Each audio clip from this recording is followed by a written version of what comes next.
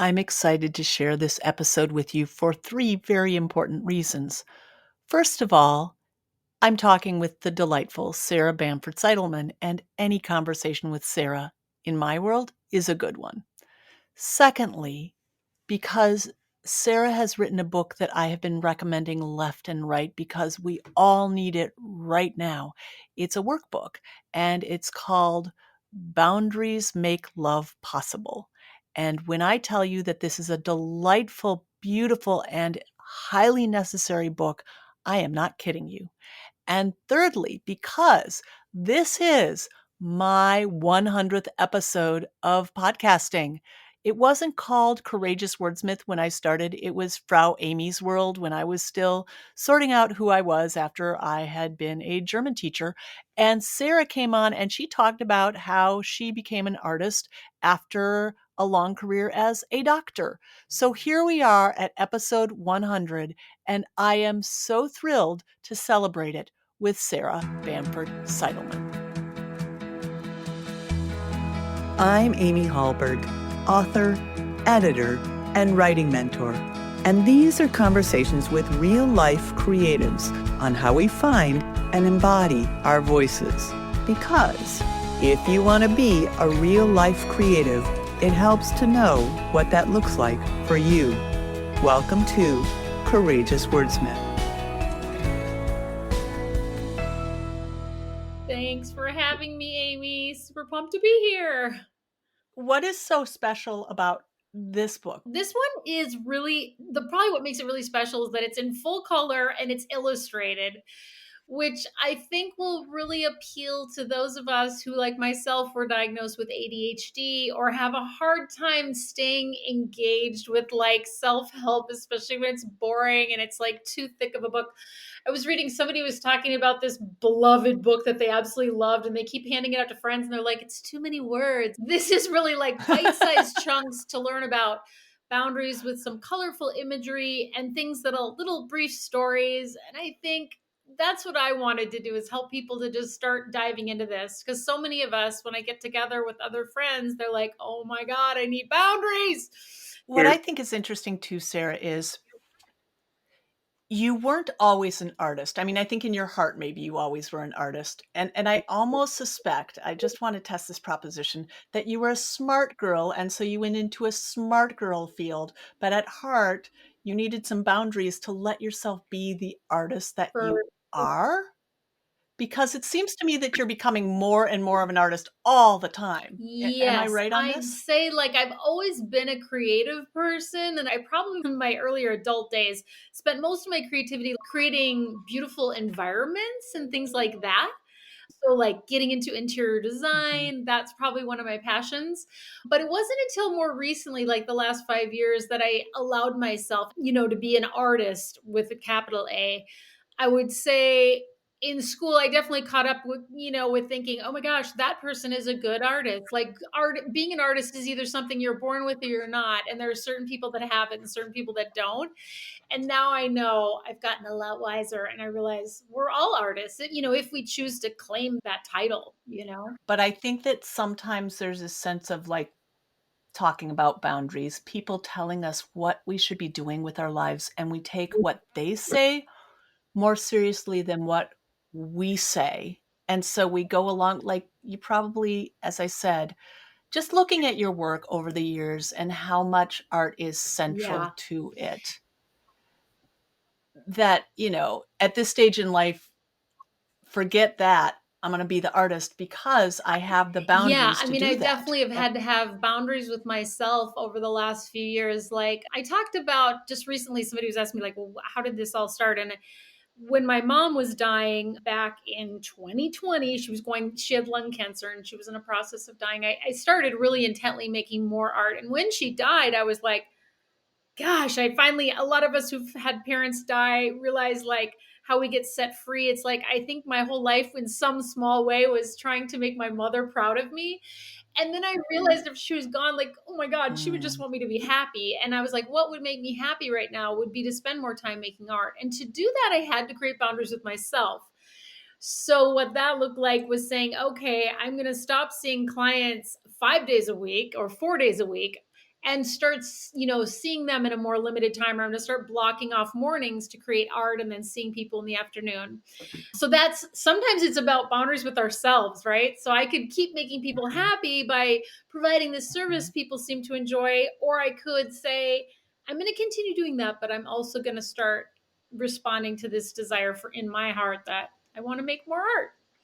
When you mentioned your mom, I mean, I think, strong, smart, capable women, oftentimes those strengths get turned against us like, oh, because you're so good at that, you should use that to serve people. And certainly that's how our mothers were trained. It's generational. So it's almost like by looking at those things that closely, you're doing some curse breaking. Yeah, I think art is, I mean, ultimately it's a delight when you make something that you, for me anyway, when I've made a painting and it really connects with somebody else and that person chooses to purchase it and put it in their home. Like that's a wonderful gift for an artist. But while I'm making the art, I try to create with my back to the audience, like not thinking about, is this marketable or Mm, will people like it, or, is this good? I try to more focus on, yeah, like mm. what wants to be made and how do I feel about it, and kind of trusting my own inner guidance. But yeah, I would say as women, definitely it can be a challenge. I was just sharing a blog post that I wrote recently about banister polishing and how it can get really tempting to fall into these roles that are really wonderful for other people to experience. Like if we enjoy keeping the house tidy and beautiful, it's like, well, that benefits probably our whole family. And could we back off a little bit on the banister polishing to make a little space for ourselves? I see that again and again, women in particular struggling to make time for the things that they're passionate about, thinking that it's either self-indulgent, it's not the right thing to do. The right thing is to do something for your child, do something for your parents, do something for your partner or your community. And those things are all wonderful, of course, and we're all going to all do those anyway. But the question is, yeah, are you going to show up for your own self and your own heart's desires? And I hope the answer is yes. And that's part of why I think I believe, having boundaries is one of the keys to having the capacity to create. Okay, so you just mentioned saying Yeah. yes to ourselves. So I'm about halfway through this book. I could have read it before we talked, but I was like, no, I'm actually not going to. It's not meant to be read that way. This is not a book that's meant to be read cover to cover. It's meant to be read a little bit, like you said, and then you turn it back on us, the reader. Okay, so what do you make of this, right? So it's meant to be savored a little by little. So I have not finished it because I didn't want to do that. But this page really caught me. It's a quote from Melody Beattie, and it says, when we learn to say no, we stop lying. And I saw that and I'm like, oh. Do you want to talk to that one? Because that one just Do. jumps Well, right out at me. I know one of our fellow luminary teachers that we share is Martha Beck, who wrote a beautiful book called The Way of Integrity. Mm-hmm. And she talks about doing this experiment Mm-hmm. where she stopped lying for like a year, which means, I mean, I think she tried not to be cruel and like do anything, horrific in her non lying. But, when people asked her if she felt well, she didn't say, yeah, I'm great. Like, I'm good. Everything's fine, because she knows, like, a lot of times we're lying, and she routinely will ask audiences, is everybody comfortable while people are sitting in stiff ballroom chairs, with their backs aching, and everybody will go, yep, Right. thumbs up, we're all good. And she's like, stop lying. I love her. She's just so rad about it. But a lot of times we get asked to do Mm-hmm. something, and I try to have a lot of fun in the book with this. Like, there's a little cartoon of an owl who's speaking to another owl, and the owl's like, hey, I'm moving for the 16th time this season. Do you mind helping me get my nest over to the next location? That's where I think we have to learn kind of turns of phrase that help us to buy ourselves a little time to think. Many of us were raised to immediately say something polite, say something appeasing, say something to please other people, to make them happy, especially women, especially girls.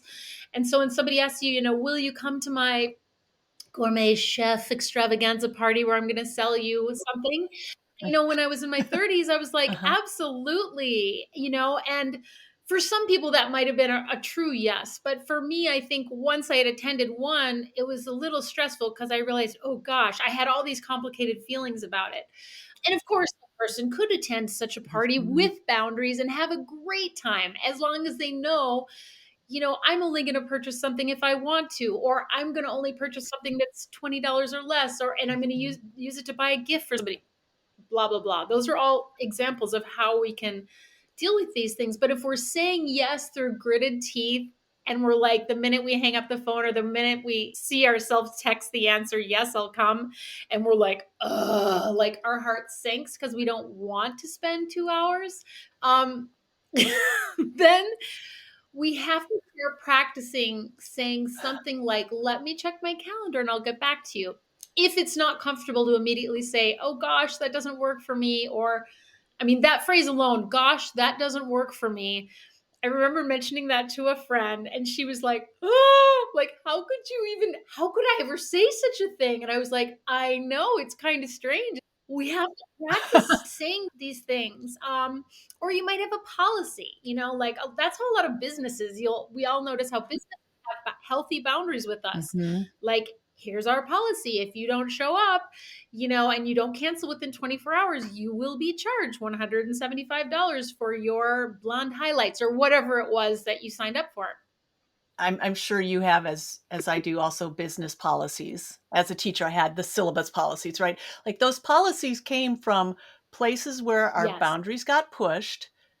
We felt angry about it, and then we figured out a way to write that in, like, "No, I'm not doing that anymore." Like, some of my best offerings of late was this guy called me from, I don't know, he's somewhere in Europe, and he wanted to work with me, but then he, like, tried to shame me about the prices I was charging, and I was like, "Thank you, I'm actually gonna charge more now." And not only that, but, like, I'm only willing to work with you in this capacity. And then, like he pushes more, "Oh, actually, I will never be available." And I think that's a practice of when people push boundaries, that's where those policies come from, and not shying away from, "Oh, no, I'm a bad person because this guy, wanted me to do things that Mhm. weren't in my best interest." And I guess this comes to something, you make no pretense Right. that you came up with this on your own, that there's all these mentors you have turned to. And I think when we grow up, as you said, you know, trained to be this way, our mothers might not be able to teach us this. It's so important. And this is why I love this book too. It's so important to have women who are willing to, maybe men too, Yeah. but let's just say women in this case, who are willing to say, here's how a Yes. woman sets boundaries. Because how would we even know in this culture? Our culture is so attuned to pointing us towards Totally. appeasing I have a everyone great else. story I want to share. I was at this is before I, started working on this project, but this was kind of the beginning of my boundaries learnings from people. I was at a beautiful conference that Elizabeth Gilbert was Mhm. giving, and there was a ballroom filled with like 500 mostly women, and she had given us a little lecture, and then it was time for like a Q&A, and so she put these microphones up on either side of the ballroom and was like, hey, if you have a question or want to get coached by Liz, line up. So we were all like, oh, how exciting. And of course, immediately 40 people behind each microphone. And she said, and by the way, I'm going to hand you the microphone, but the thing is, this is what it is. It's an opportunity to ask a question. Here's what a question is: a series of words with a question mark at the end of it. It is not a time to tell your life story. It is not a time to market your new business. It is not a time to tell us of your long-standing illness. She went on a whole, I'm paraphrasing. This person gets up to the microphone. Mm. She starts to tell basically her life story. She starts off, Mhm. and within 30 seconds, Liz interrupted and said, if you don't get to a question within 30 seconds or right quick, I'm going to rip that fucking microphone out of your hand.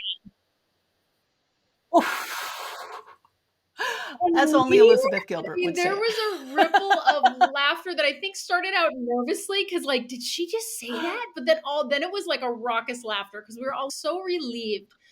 thank God, the woman who's in charge of our time and the breadth and depth of our experience actually has taken the driver's seat. This is not going to be one of those conferences where somebody gets up and what we used to call in the biz a time bandit stands up and takes everybody's time, never asking a question. I mean, it was so exhilarating.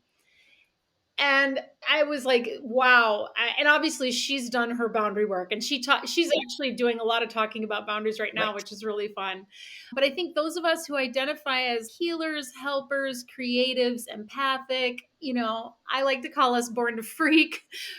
A lot of us struggle with this. Mhm. And in particular, one of the things I talk about in the book is when we suspect or we have a hunch that the other person is vulnerable, or we know they are vulnerable. Maybe they're struggling with mental illness. Mhm. Maybe they have some kind of affliction. Maybe they're struggling with addiction.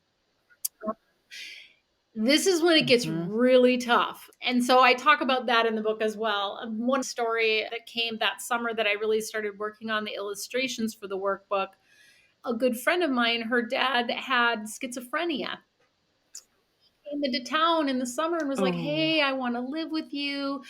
Had been in and out of her life for, 40 years. And she realized like that was going to cause too much chaos. But it was so hard for her to say no. She ended up having to get a therapist to work with so she could have the courage and the support to do that. Even though she knew in her mind, this cannot stand. My dad cannot move in with us, not in the state of mind that he's in.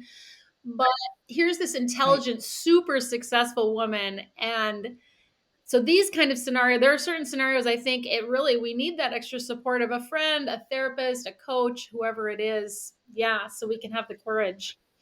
Well, when you put it that way, it's not just a sound bite. I mean, what Liz Gilbert did in that situation, for example, is she created safety for Yes. everybody. And that person was still welcome to ask a question, and she's actually doing that person a favor too, because maybe that person doesn't even know how much they poison the rooms that they stand in. Maybe that person needs that help too, but she's creating safety. And I think, like you said, it's not just, "Oh, well, set some boundaries. Oh, okay, now Totally. I am a person who sets boundaries." Like, Right. "Oh, I'm cured We now." may have to repeat the boundary. We may have to So restate it. We may have to eventually make what's called an ultimatum where we say, here's, and boundaries again aren't really about the other person. They're just about us, but they're like, we tell the other person what we will do if that boundary gets trounced one more time. Like if they decide to ignore it, like if that woman got back in line and attempted to do it again, we might say, yep, well, I mean, so you talk about this pushback. Like, it's not like you just set a boundary and it's like, "Oh, thank you for setting the boundary," because, I've heard it called change back attack. Martha talks about that, Martha Beck and Harriet Lerner talk like people, you set a boundary with them and it's not what they're used to. They're not just going to go skipping along totally. with you, right? So what, I mean, I'm trying to remember, is there a I'm section in a here that really perpetrator of speaks to this. Like that? when I was working on the Boundaries Project, my kids fully knew this. And during that summer, for some reason, one of my kids was out with her friends and there were flowers and the day was beautiful. They were in the picnic area. I was like, I'm gonna go take a picture. So I go over and I'm like, hey guys, mind if I take a picture? Or I don't even know if I asked. I just got my camera out and poised and she's like, Mom, don't take a picture. And then it was like, oh, it's just for me. I was trying to signal to her, I'm not sharing this on Facebook. I just want to remember this moment. So I took the picture anyway. That was terrible. Sure. I had really overstepped her boundary that she told me, no, I don't want a photo. Here's me taking her photo. Even though, maybe if we had talked about it more, she would have been okay with it. I don't know. But I disrespected her. And so I think here's the thing. I have the best Right. intentions, but I really didn't want to hear no for an answer in that moment. I wanted to do what I wanted to do. And this is just human nature, right? We're all imperfect. We're going to screw this up. But I talk quite Mhm. a bit in the book about like, if you want to have good boundaries with people, better start working on respecting the boundaries of others. And sometimes Right. mothers seem to think they have like special privileges, but we really don't. And we really have to ask. And I'm working on that too. Like, One of my kids is really good. She'll text me and say, "Hey mom, is it okay if I come over in like 10 minutes? I need to pick something up from the house." So she's like letting us know ahead of time, "Hey, I might, come on in." And, would it Mhm. be okay if I start running the vacuum in the, where you're working? Do you mind if I just hoover around? Like, I know you're doing yoga, but would you mind if I, making these requests, because that's starting to Right. normalize boundaries and normalize saying no. So the more we learn how to respect other people's and notice where we are going wrong, because certainly we are no way perfect. Well, isn't that it? We teach what we're ready to learn. I mean, I think the best teachers are the people who are engaged in that work themselves. They're not some lofty Yeah. guru on high. They're like, "I'm in this with you, and I wanna talk about that." So, this work that you've been doing, you've mentioned your children, your mother. I read in the book you mentioned your partner, Mark. Like, how has this work changed your relationship with the people closest to I you? would say I think I've gotten better at respecting boundaries. I guess you'd have to you'd have to interview my children in a separate interview, but I feel like I've become more aware that in my marriage, I feel like the whole marriage, our marriage just really got a complete reboot. There were a lot of things going on Mhm. in our marriage. We had been married for 33 years when I sort of endeavored to begin this work. And my dad had just died. There was a lot of grief. There was a lot of stuff going on. But I remember just having this distinct feeling like I need more physical space. Like I need more just time to be alone. I don't know what it is. And it started with just kind of taking a separate bedroom for a while. We are now 2 years Mm. later, like back in the same bedroom. But that really began to give me this space to sort of sit with my feelings and just, I don't know, a feeling of spaciousness. It was just what I was craving. And even though social rules are like, oh my God, if you're married, you should be in the same bed at all times. It's a terrible thing. I was like, screw that. I'm just going to go with what feels right to me right now. And it turned out I eventually moved out of the house for 3 months. And interestingly, I was just Wow. hearing Ina Garten has a similar story with her husband, Jeffrey. And I always felt like Ina Garten and Jeffrey, they're like my goals relationship. They seem so compatible. But we needed a little break. And Right. it really took a lot of courage for me to say, I'm going to move into this extra space that we already had. So it wasn't a huge thing, but I'm going to move into this separate building, basically. And I'm going to live there. And that Mm. provided us both the space to sit with what is and to realize we want things to be different and we want to be together. So let's work on it. And then, wow, I'm so glad we did that because now things are like so good again. But there was just something that had to happen there. I think that's Sarah, I appreciate I've seen you post some on Yeah. that. Not maybe to this extent, you've been a little bit more, we unpack it, but I think what you're talking about is so common for women our age, women of a certain age whose children are moving out, and you've had this whole relationship where you haven't really defined things for a while because it's been Yeah. defined by being parents and career and whatever. So I think the idea that somehow we get to our 50s or so-ish, and we have to start re-navigating with ourselves what like I might have navigated these boundaries when I was, in my 20s or, like what do I actually want now? What does that person want now? And it's almost like you do have to untangle some of the boundaries and it's Oh, not just how it's always absolutely. been, Yeah. right? So I love that you're talking about this publicly because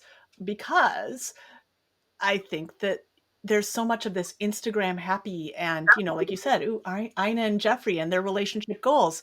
Yeah, no, everybody goes through this. And the more that we can be open about this goes back to when we learn to have these boundaries, we don't have to lie Right. as We much, do not you have know? to, and we don't have to lie at all if we don't want to. Yeah, ideally just don't lie. It's really quite amazing if you really try that experiment that Martha's kind of inviting us into by like really not lying, even to try it for a day, not to say anything that's not true. It doesn't mean you have to say it out Mhm. loud what you're thinking, but and I think speaking of like being of a certain age, I think back into my 20s, I mean, I had no boundaries. I mean, I was in medical Mhm. school residency. It's like, what do you want me to do? Mhm. This goes against absolutely every fiber of my being. Yes, I will do it. What else would you like me to do? Would you like me to stay late? Would you like me to do other things that feel morally incompatible with my Mhm. soul? I'm down because I Right. don't know any other way. I didn't know I could say no. And I think the system wasn't set up for that. Many systems are not, no. I just I think the other thing is, you're giving people language. Sometimes people lie because they don't know any other way to say it. So one of the things I really love about this book is you're just framing things for people to help them to see these situations in a different way, because when people have language to tell the truth, Yeah. they don't have to lie. They can speak the truth and say, for example, "I really would love to come, but Yeah.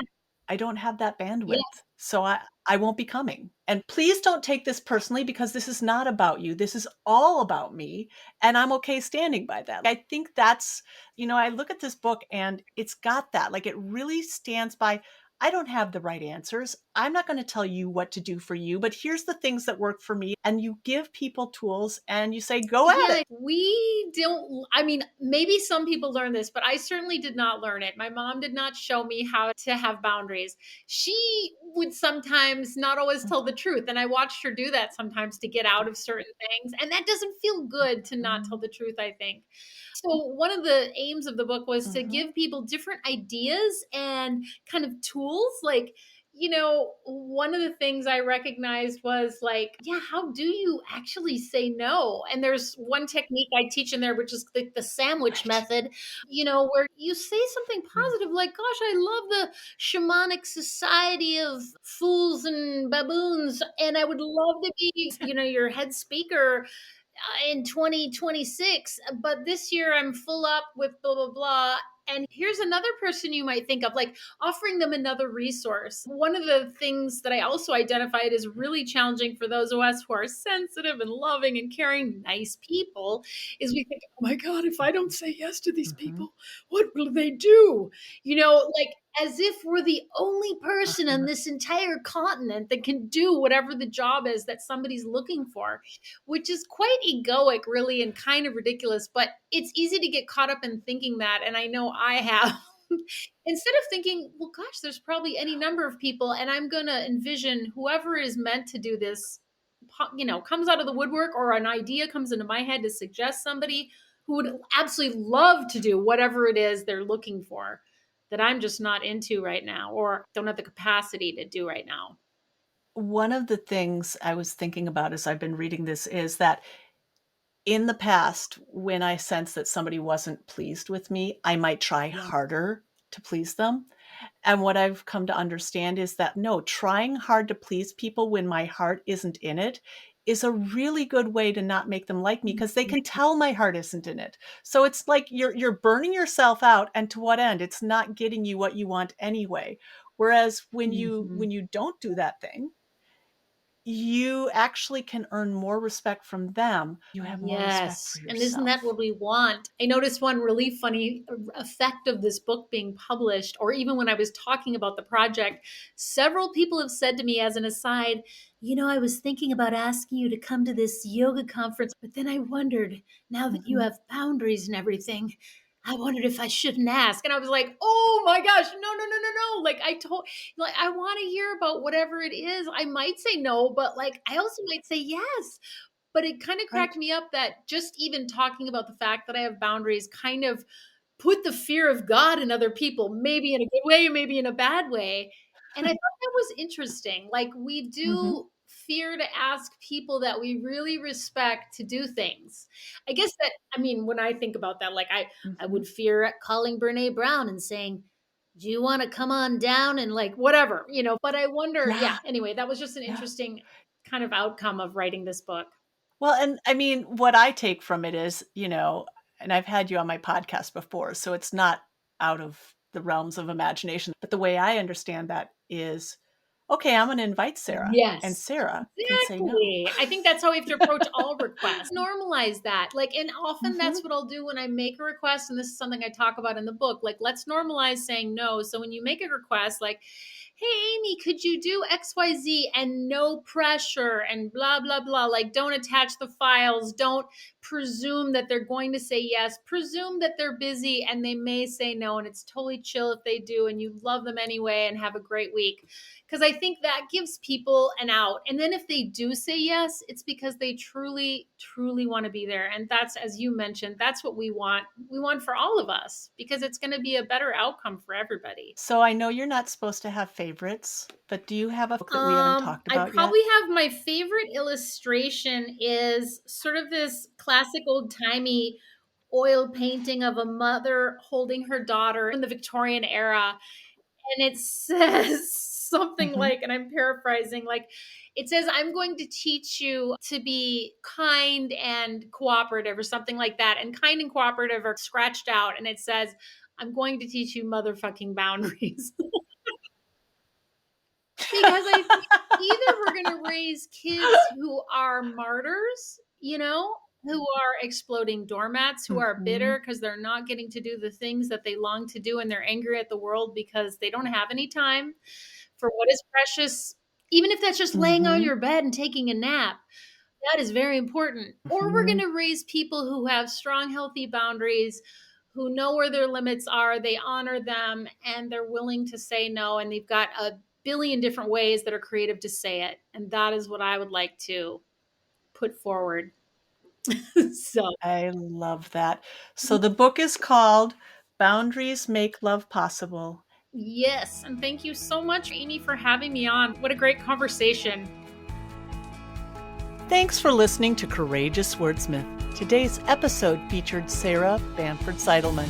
You can read more about her and check out her links in the show notes. That's where you'll find my links too.